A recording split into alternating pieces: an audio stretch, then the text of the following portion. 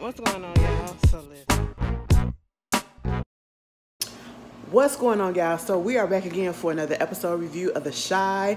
This is The Shy Season 6, Episode 2, Mo Douda, Mo Problems. And let me just tell you this. I am so worried, okay, about a couple of people on this show. And it's just going to be a lot. I can already see it. And baby, the gag at the end, I said, oh my God, what? I said, okay. Now, so we get up into the episode. Y'all know how we're going to do this. We're going to do this like character by character because that's more easier. We have Victor, okay? He starts the episode off and, you know, he is really trying to get acclimated to what he has to do. You are now a man of the people. You know what I'm saying? You got his chief of staff just trying to tell him he needs to do this and need to do that. He like, dang, can I get to my office? I can't even see what my office look like before you come up here telling me all the stuff that I need to do. So once he get into the building, into the floor where his office is at, I guess like a secretary or somebody that works on his staff tells him that you have a visitor, somebody that wants to talk to you. And he was really confused, like who was supposed to be here, because he didn't know nobody was supposed to be there. Girl, why is Lene's brother, Vic Mensa? Okay, I said, I'm a little confused as to how this happened. I don't know if they truly explained it in the episode, but I do know that he's out of jail.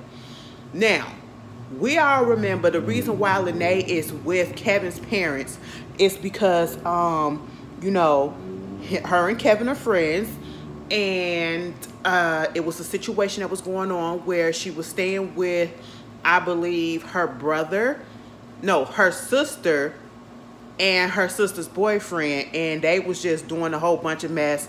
And I guess the boyfriend had either hit the sister or did something, and then the brother came at him, and you know, Vic Mensa wound up, you know, killing the brother or the boyfriend. And I don't think he was intentionally trying to, but it happened, and then he went on a run. The cops was looking for him, and then he finally got picked up, and then he went to jail. Now, I'm confused as to how he got out of jail so quickly, because it ain't been a few years. It ain't even been 5 years. It probably been less than 2, okay? And he is already out of jail. He comes up and then often talking about something, you know, he basically trying to make amends. He's trying to make amends for everything that went down, telling people that he's a changed man. He found God, as they always do when they go to prison most of the time. You know, they go there, they find they little, they open up the Bible all of a sudden. When you could have did that on the outside, that probably would have prevented you from going on the inside. But then again, it's a whole bunch of people that do know the Bible that do go to jail and do some stuff. So that's neither here nor there, okay? And so I'm just like, oh my goodness, this is crazy. What is gonna happen? But yeah, so I was just like, what's about to happen with him and his storyline? Because next thing you know, Lene's brother is being introduced to Tracy, like he's about to be working at the center or something like that. And then him and Tracy, they like instantly got this like little chemistry going. I said, now he more into her than she into him, but they were still flirting and carrying on. And we kind of realized, at least I realized, that she was into him a little bit when he was asking her, you know, can I take you to your car? Can I walk you to your car? And she was like, no. And I said, oh, okay. You know, next thing you know, we see Tracy at the crib, you know, getting, you know, cute with herself or whatever she about to. It seemed like she was just finna have some me time. Just sit there with the candles lit, drink a glass of wine, and under the covers on the couch and read a little book or pamphlet or whatever. She get a phone call from Douda. Baby, she ain't even answer it. She let it go to voicemail. And then she blocked the number. Now, see, let me tell you something, Miss Tracy. You ain't fooling nobody. Okay, I'm going to tell you why you're not fooling nobody. Because it said, do you want to block this contact? You blocked the contact, but we ain't see you delete it. We ain't see you delete the number. You blocked it. You ain't even take it off the screen where it say block. You still had his information up like that, and you put that phone down. We already know that you unblocked that stuff. Okay, we know what it is.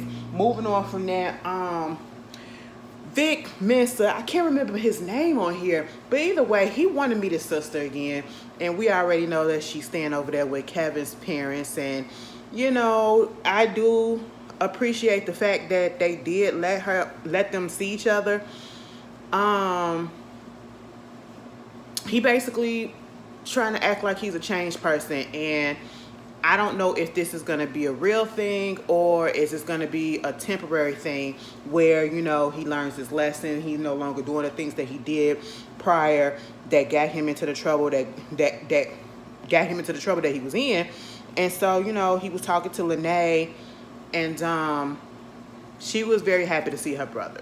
And when he was like, you got a little boyfriend or whatever, I hope he ain't no street nigga, because, you know, street niggas don't come with nothing but heartbreak. And he was like, you know, she said she already experienced that because, you know, her brother and all of that stuff. But she do have a street nigga for a boyfriend, which is crazy. And I don't know, I like that scene. It was, Vic Mensa is a good actor for the most part. For somebody that started off as a rapper, like, I know him more. I seen Vic Mensa in public. I actually, when Jay-Z came here a few years ago for the 444 tour, Chance the Rapper was there. What's the dude? His name Drama. DJ Drum. I think his name is Shelly now. That's what his name is now. He was there. The one that said Drake stole the Hotline Bling from his Cha-Cha Slide thing, whatever. Yeah. Him and Vic Mensa. You know, and I got to shake his hand and all that stuff or whatever. So I was like, ah, you know. That's when Jay-Z wife had said, I was like, what's that, Jay? Girl, I turn goofy for certain people. I ain't even gonna sit here and lie to y'all. But, you know, you just never expect to be in certain people's company. So there's that. And he is short, but he's come a long way. That was years ago. He has come a long way. And I know he got a little trouble now, but I still like him in this acting role that he is doing. He's doing a really good job. I have to give that to him. But you got that going on, and I want to see how that progresses. I really do hope that he stays on this nice arrow, you know, this path of trying to become better. And we see that also Vic has a conversation with Fatima about what it is that he needs to do, like his purpose and all of that, while he's in office and how to get it done. And while he's talking to her about that, he tells her about Vic Mensa and the fact that he's back and he's, you know, found God and all of that. And, you know, she was like, that's all good and everything, but, you know, he needs to get checked. Like, mentally, is he all right? And, you know, he need therapy and all that stuff. And that gives the idea maybe he need to run his campaign about, you know, making sure the community's mental health is okay and all of that. Because, you know, black people in therapy, you know, we're trying to debunk that stigma of not going. And, you know, a lot of these people do need help. So, you know, that's something as well. Moving on from that, who else I was talking about? Baby, this whole little situation with Maisha and Kevin, girl, first of all, Jimmy almost let me give her the side eye for a second. Okay, she almost made me give her the side eye for a second.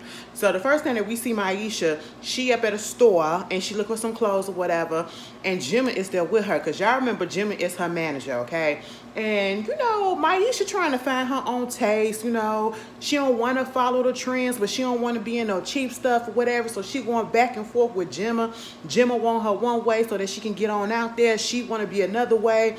And so while they back and forth in it, some girl comes up to them and was like, hey, you old girl that be on my For You page. Yeah, I be hearing your song or whatever. I mean, you dope, but you good, but you ain't dope. I said, wait a minute, hold up. Don't give me a backhanded compliment saying that you like my stuff, but it ain't all that. You know, like, it's nice, but it ain't that. I said, excuse me. But then you want her to open up for you because the person that you did have had to drop out because they were sick. And I said, all you had to do was say, girl, can you, I like your music or whatever. You got some more music coming out or whatever because I want you to open up for me. And she wanted her to do 15 minutes, and Gemma was like 10. And she said, dang, only 10? And Maisha is like, I could do 15. You know, and Gemma, I have to give it to Gemma, though. As much as I can't stand that little girl because of what happened, you know, I have to get over it because everybody else did, but I still feel some type of way. She is negotiating and doing more than I thought that she would be able to do for somebody that's a manager. I see her putting in more work than we see people, these grown people doing, okay, for established people. You know what I'm saying? I said, all right, Miss Gemma. Gemma said, you know, she doing her little negotiation. She said, no, 10 minutes. Okay, well, if we going to do 15 minutes, have somebody come out there, you know, let the band play a little bit, and then have her come out there because she only got one song. And that's what Gemma been trying to tell Maisha. You need to go ahead and get your butt back out there. Like, you need to put another song out there. And that's exactly what the lady told her, too, because she was like, I mean, you can't eat off of just one song. All right? So you need to just go ahead and start putting more material out there and just not let that sit, you know? And so she winds up accepting it. Gemma said, call me, give me your contact or whatever. You let me know what's good, and we can get this all together. Baby, Gemma was up in there getting her rider together. She need this, she need that, she needs security, she need a car to pick her up, and she need all. I said, who is this person that she's opening up for? Because they gave her what she needed. Did y'all see that dressing room that she had? It wasn't no little hole in the wall. It was a nice dressing room, and it looked like they had all the stuff that she wanted. I said, shout out to Gemma. Gemma came through for the first little gig, you know, since the shooting, because Maisha was a little nervous about that. And, you know, apparently, I guess she did great. We didn't see the performance. We just saw the aftermath, and when she came back up into the dressing room, Kevin was up in there. I said, what? She was like, what you doing here? He was like, I saw your show. You did real good or whatever. Oh, you did? Thank you. But yeah, what's going on? Why you here? And he was like, I miss you. She was like, I miss you too. I said, oh my goodness. I don't know why I'm tripping, like, because I just didn't expect it, because I knew it was like a puppy love type of situation. Well, I ain't even gonna say puppy love. It was like a little harmless kid crush at the beginning of the series.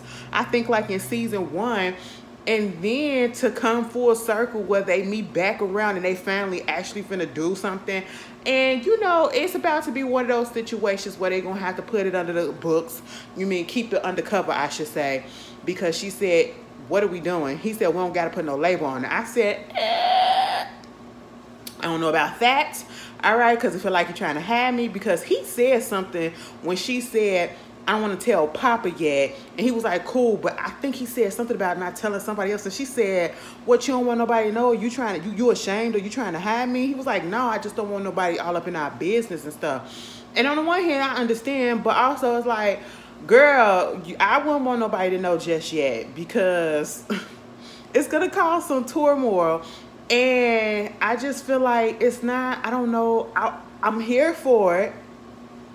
But, and the only reason why I'm here for it is because they had history at the beginning. And it's not one of those situations where I know that Papa and Maisha used to be together. They're no longer together, but Papa is clearly moving on as well. And nobody's cheating on nobody, okay? So, I don't know. It's the difference, okay? I guess it's kind of exceptions to the rule a little bit. But I feel real bad for Papa. Speaking of Papa, girl, I'm scared. I am scared, okay? Papa, you know, he had his little thing with the little girl. I don't even know if they said her name yet, but the little 19-year-old. And I appreciate, this is what I appreciate about this so far, their interaction in their relationship. She is 19 years old and she understands that he is 17. I don't know what the age of consent is in Chicago or / Illinois, but at the same time, some people wouldn't look at, you know, it's just a 2-year difference, and it's not even a 2-year difference. It's kind of like a 1-year difference in probably a couple of months or something like that. He did say he's turning 18 in the summer, but she's literally waiting until he's legal to actually have a relationship, say that they want to go out on dates, like an official date, and to, you know, officially say that I want to be with you and I want to be, we want to be boyfriend and girlfriend, you know what I'm saying? And I was like, that's kind of mature, because because you got 17-year-old and 19-year-olds out here dating. You got, 16-year-olds and 19s out here dating or whatever. So I was like, I'm glad that they put that in there, making it show that, we not finna, even though, do I see anything wrong with that? Not necessarily, but I understand it. And I appreciate it because we all, the way the world is now, you got to be on your P's and Q's. So, yeah, she's looking out for herself too, okay? And then come to find out, they're both preacher kids. The only difference is her father is a preacher of a mega church on the north side. And his daddy do not like that, okay? And the way that they're, like, sharing similar experiences, and I feel like this is what Papa needed. This is what Papa needed, and I want this to work so bad because Papa went through some changes last season that we really wasn't here for, and, I just didn't understand. I can't remember why he was doing it, but he just felt neglected by his friends because everybody else was moving on, and they had this going on, this going on, and he really wasn't, and so, he was just acting out, I feel. But now I feel like this is going to put him on a more even and straighter course. Like, he's gonna get happy. He got somebody that's kind of on his level and understands him because he is a preacher's kid. Now he's going with another preacher's kid, and then they got stuff in common. He actually getting with somebody that has something in common with him and understands where he's coming from because they are similar. What is in my girl? My nose is itching. You got to sneeze? Similar worlds. I'm sorry. Oh, I do. Hold on. Keep it in there. Okay, hold on. All right.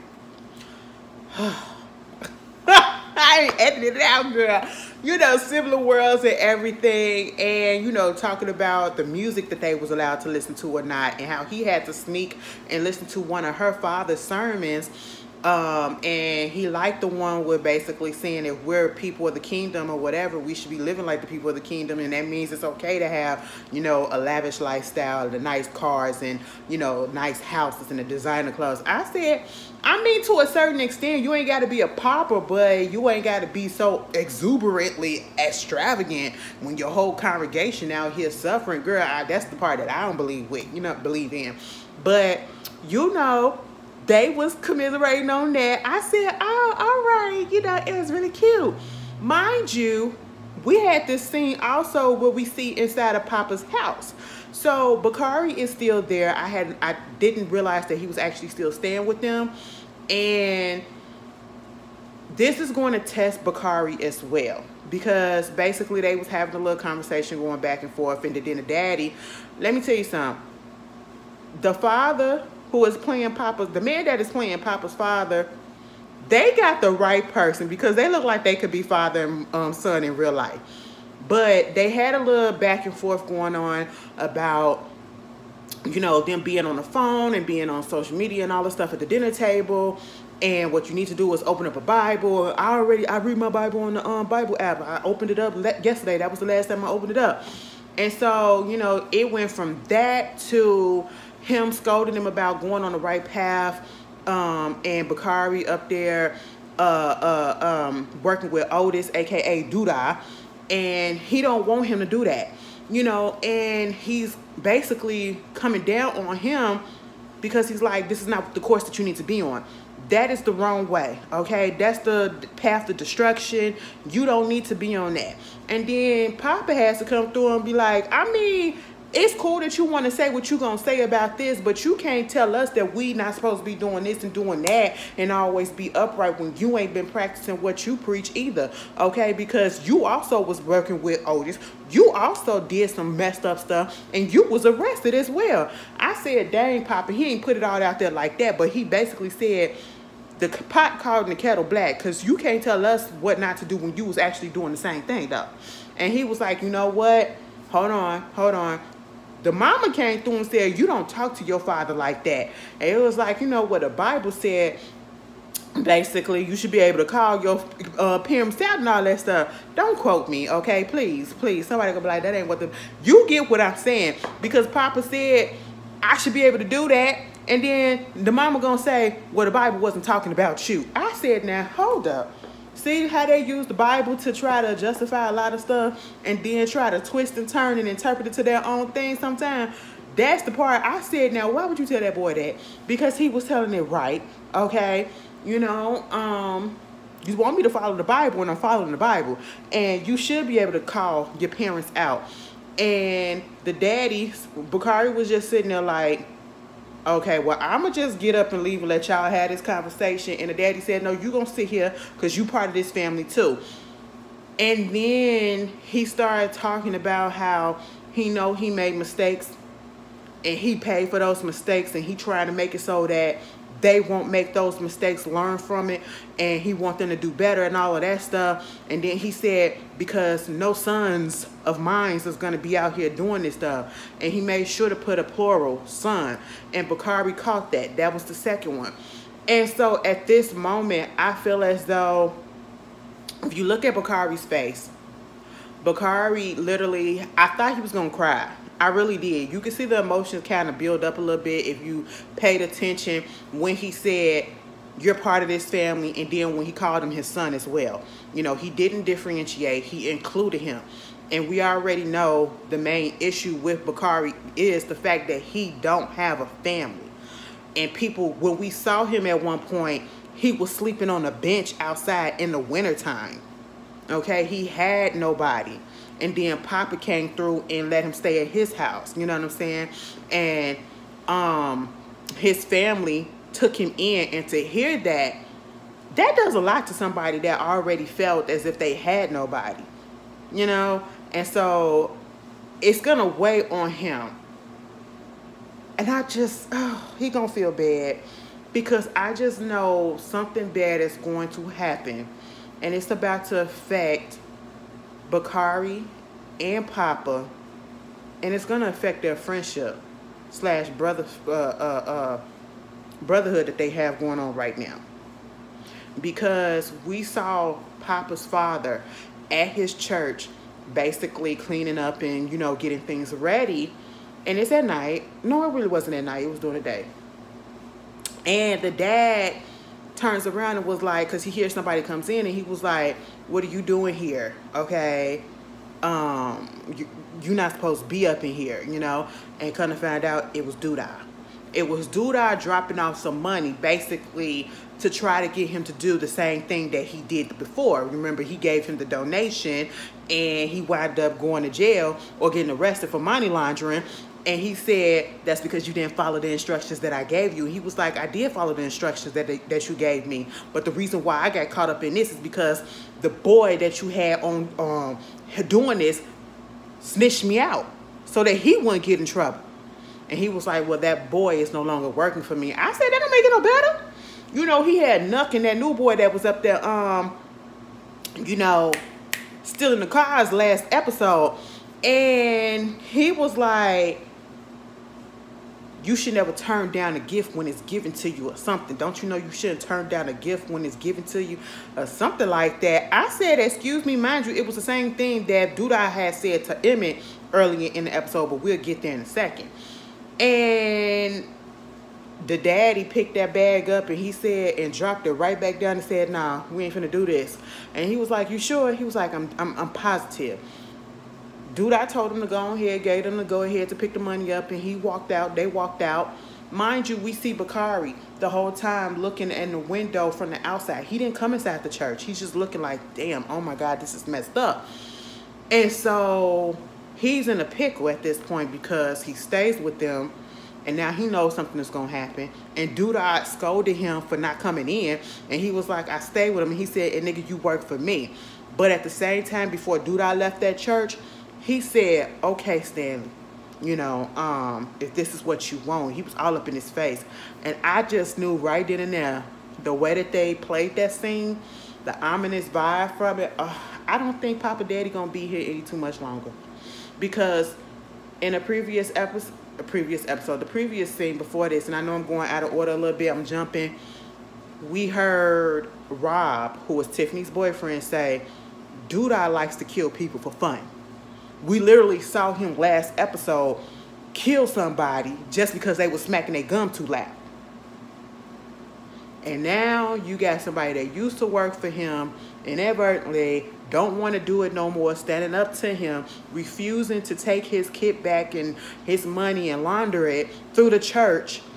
And he's turning him down. And I just said, Papa Daddy ain't going to be here too much longer. And the fact that Bakari works for, Douda, it's going to cause some problems between Papa and Bakari. And I don't want that, but that is exactly what it's looking like, unless something's going to happen to Bakari as well. And it's crazy because I don't know if it's kind of foreshadowing the whole, what I said about, Douda kill people for fun type of thing. And then that conversation that Vic Mensa had with Lene saying, us street niggas bring nothing but heartbreak if you date us. And I said, So that could also mean that, again, something could happen to Bakari because of Douda. I don't know. Oh, Lord. I'm thinking now. But speaking of Douda and Emmett, girl, Emmett and Emmett and Keisha, they still on the little outs. Keisha mad at him because when he left last week episode, when he went down there to go talk to Douda or whatever, she was like, you left for 3 hours, didn't tell me nothing and all that stuff. And, of course, she's in her feelings about that. And, he apologized eventually. They it's only 2 episodes in, so y'all already having problems. And the main source of the problem right about now is Douda. And I need him to understand that I feel bad. I feel bad because at this point, even if Emmett wanted to get out from underneath Douda, he cannot. But Emmett is seeing something like, he's getting rich, or not even rich. He's getting into a place where he's never been. And at this point, it's like, once you get that taste, you want more. You want more success. And you see that it's a possibility because this person is making it a possibility. And I'm sitting here like, if everybody around you keep warning you about this person and you grew up in this neighborhood that knows about this person, how come you are not being more aware about what this person does and how it is getting in business with this person? She told him, okay, I accept your apology. Now when we gonna get a house? And he was like, well, I'm finna go meet with the realtor. And she was like, I'll come with you or whatever. We can go get one together. And she was like, no, Douda, I got this realtor that he want me to look at. And of course, Keisha didn't want that, okay? And so he gonna do it anyway, He winds up going with Douda to see this house and with the realtor. And it's on the west side instead of the south side. And at this point, what I'm figuring out what's going on is the reason why he's opening up all these shops and opening up all these restaurants and stuff and investing so much into, Emmett is because, first of all, Emmett is a sucker. Emmett is easy. Emmett is a hustler, but Emmett is not as smart as you would think. And he sees an easy prey. And so, therefore, Emmett could possibly be a fall guy, a scapegoat, unknown situation, get himself in something that he had no idea about. And what I see is Douda opening up different locations of Emmett's original shop, the Smokies, restaurant, because he said, he was like, if I get this place over here, it's kind of far from Smokies. And he was like, I mean, that's fine, but maybe should look into open up another restaurant out here on the west side. And he was like, you know what? I don't want to do that just yet because maybe we're moving too fast, too soon. And he was like, you can never move too fast. You know what I'm saying? You need to just go ahead and do it, And I'm sitting here like, this man is throwing you money. He literally said to the realtor, I have to talk to my girl, but what's the down payment? He was like, you could put 20% down for what they asking for.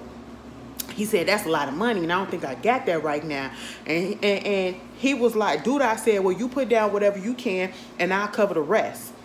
I said all these red flags are hitting Emmett in the face, and he is not catching it. And if he is, he just scared to open up his mouth and say, no, no, no, no, no, this can't happen. He is in the clutches and he can't get out. Baby, I feel so, I just don't understand. I don't know. Emmett has made the wrong move, all right? And it's not that he's buying Emmett. He's keeping it so that Emmett cannot leave him. And if something happens, it's going to fall back on Emmett. If they open up another location, I feel like he's going to keep on opening up these locations to launder his money through. And then if, let's say, something happens where they get caught, they're going to put it on Emmett. Because his name is going to be on stuff. And you're deeper in his clutches because if you try to get out, he ain't going to be able to get out because he ain't going to be able to pay him back. He was like, don't look a gift, you know, don't turn down a gift. You know what I'm saying? You should never turn down a gift.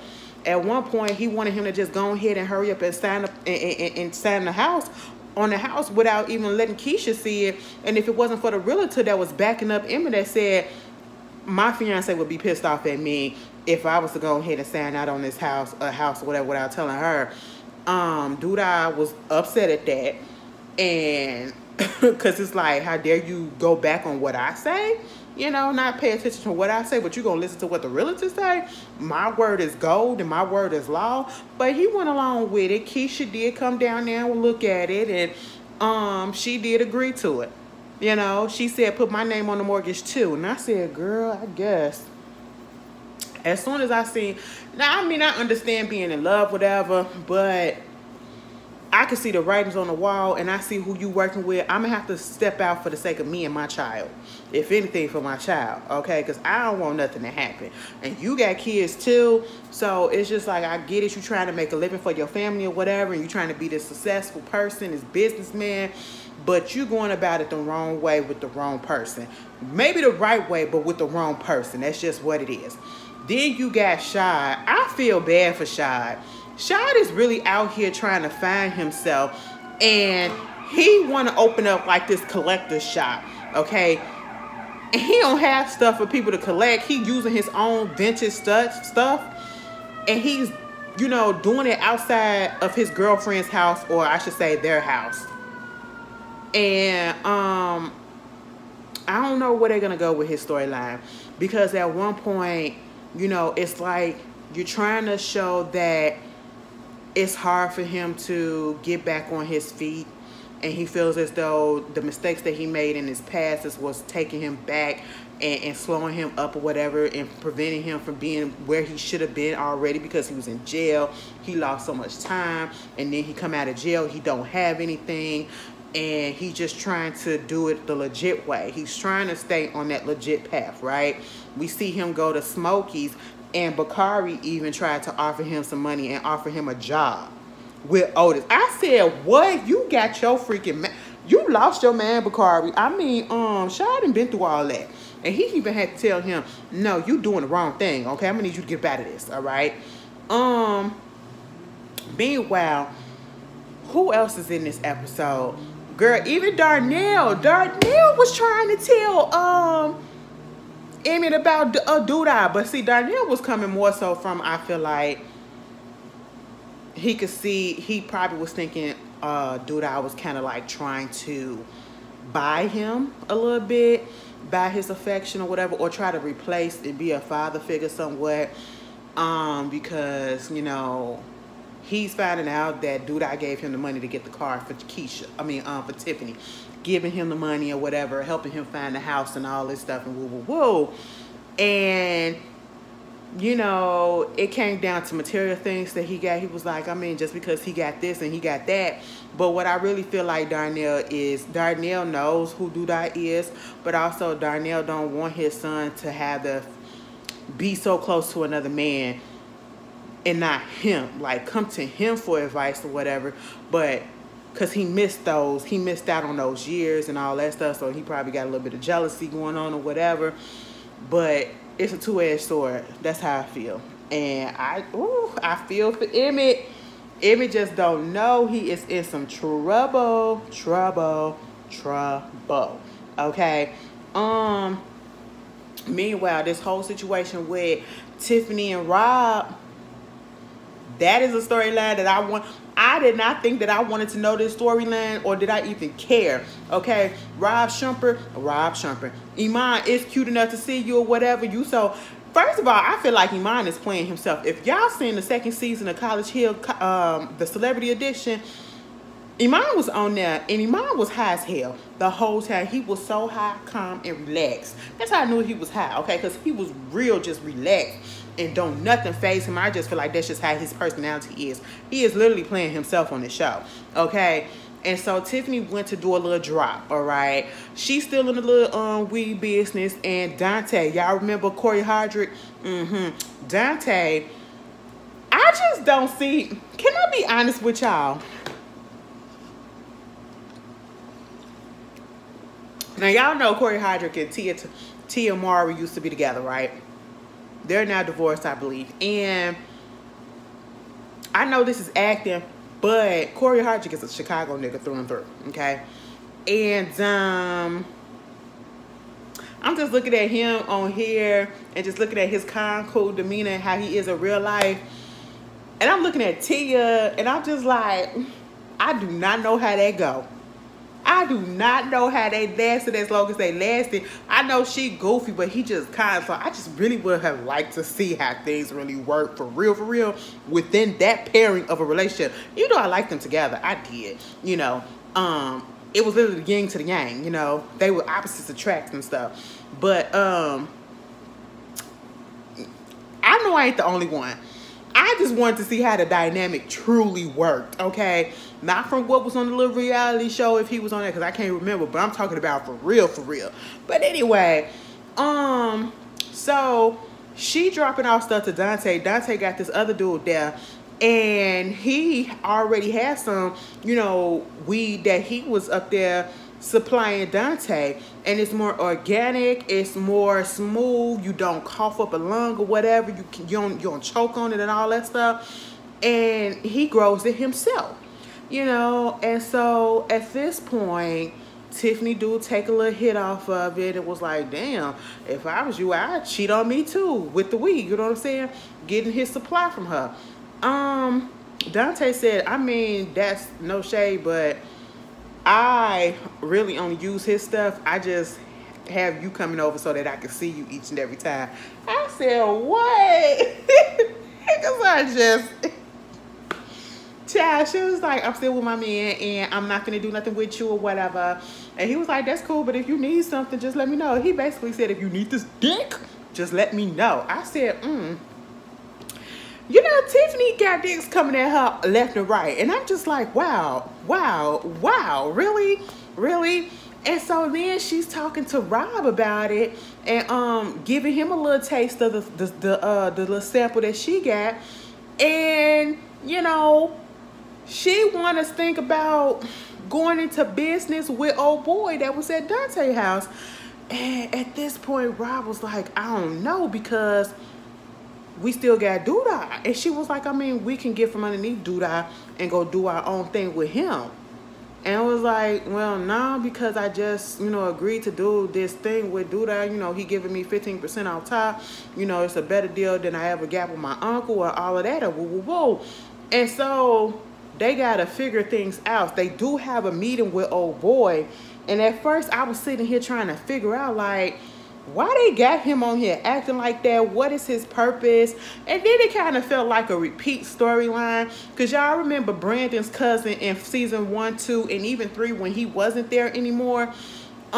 He used to sell the weed that he grew outside, and he had his own little thing. And then I think in season 3, when they started getting weed from him or whatever, they had the whole thing, that warehouse building, you know. Yeah, so it's somewhat seeming like a repeat of that storyline, but he's making it so that it's organic and all this stuff, but it's literally a repeat, but with more of a edge to it, because now after old boy was telling them what they need to do, because he was like, I don't sell this stuff for money, you know, because he was basically like, I give it to you just to give it to you. And he was like, well, if you're going to sell your stuff, how come you won't grow it yourself? And they was like, we don't have the supplies in the place to do that. And he telling them all the stuff that they need to get. And it was like, well, we ain't got the money for that right now. So when they left, Tiffany was like, why you basically tell that man that we was broke and we ain't had no money? He was like, you know, I mean, my family got money. I don't have that type of money like that. And it was like, well, how did you get this big ass house or whatever? And it was like, basically, the mama invested in the house. Okay. And she was like, you know what? I get it, you don't put your family like that, but you need to go over there and ask for a loan or something, because we need to get, you know, get this business off the ground, and we need to get from underneath Douda. And that's what we need to do. And the way that she said it was like, either get this money or I'm gone. I don't know. It put a little oomph up in his step, because next thing you know, we see him going over there to his mama crib, asking her for a loan of $30,000. No, $50,000. Who is the mama? Baby, when I seen that forehead come past, I said, I know that ain't Miss Lady Mae with a gangster twist to it. I know that ain't Miss Lynn Whitfield. Baby, when her face came right around the corner, I said, God damn. Now, baby, I sat up. I said, excuse me. Hey, Miss Lynn Whitfield, we ain't seen you in a minute. I remember when I met her at Tyler Perry house. She is beautiful. And girl, when I tell you, she is so beautiful in person. Oh my God. But stunning. Stunning, just classic elegance. She just gives all of that off. But anyway, neither here nor there. I said, what are we doing? You know, because now I'm concerned, because I said, now I'm intrigued. We already heard Rob's story a little bit when he said that he's the black sheep of the family. He don't really talk to the family. And I'm like, why don't you talk to the family? Okay, what's going on? I need to know some more. Give me a little bit more history.